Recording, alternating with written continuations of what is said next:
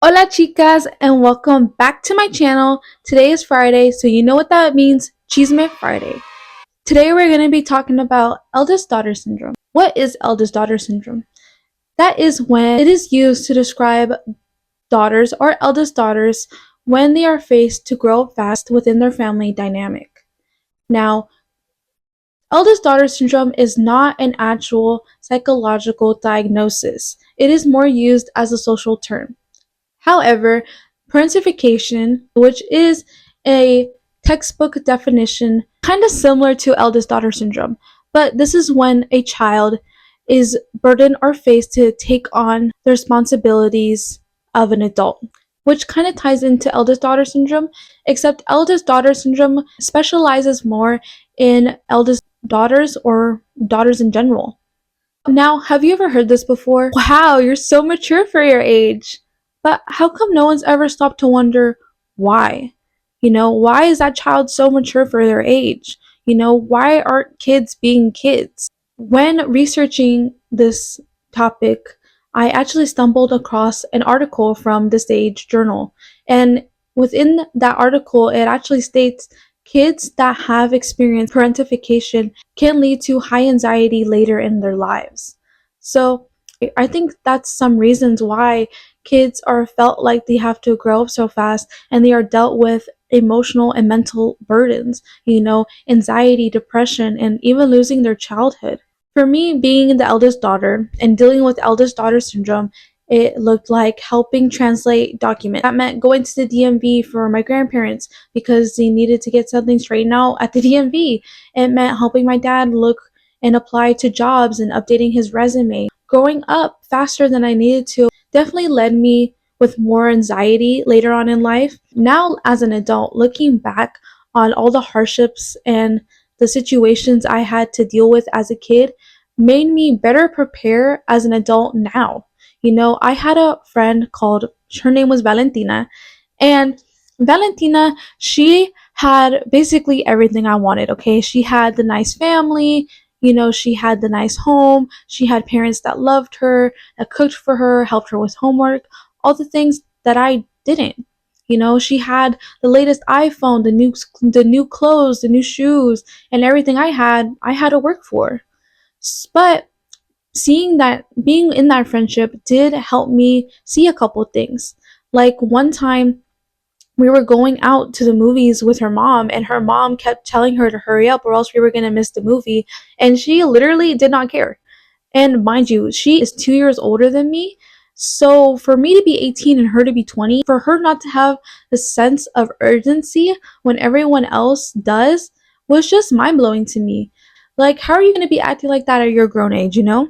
And that's a lot of patterns that I've been seeing around me. Adults my age are not equipped or prepared to be adults. So that's why I am grateful for growing up faster than I needed to and dealing with eldest daughter syndrome, having to be the parent to myself when all I needed was someone to protect and guide me. It sucked. But now as an adult, I know how to deal with experiences. Like when I got into my first car accident, I knew to stay calm and to call the right people, and to get my insurance involved and make sure that myself was going to be okay. I had to take care of myself in that situation, as well as applying to colleges by myself. I had to get my own car by myself. And at the age of 17, I was actually working two jobs. My first job was at a summer camp at an elementary school. I was considered an intern just because of my age. I wasn't 18 yet, so I couldn't be a counselor. And then my second job was at a bakery, and I was just selling and packaging donuts there. And at 17, it didn't seem like a lot. But now at 21, I'm looking back and I'm just like, how did I do it? But that's what I'm saying, all these things that made you grow up faster is preparing you for the life you're meant to be living, is gonna prepare you for adulthood so you can later prepare for things that you didn't think you're gonna be able to handle. Like my friend Valentina, we are both going to be freshmen in college, and we are both applying to FAFSA and everything that else we needed to get done for attending college.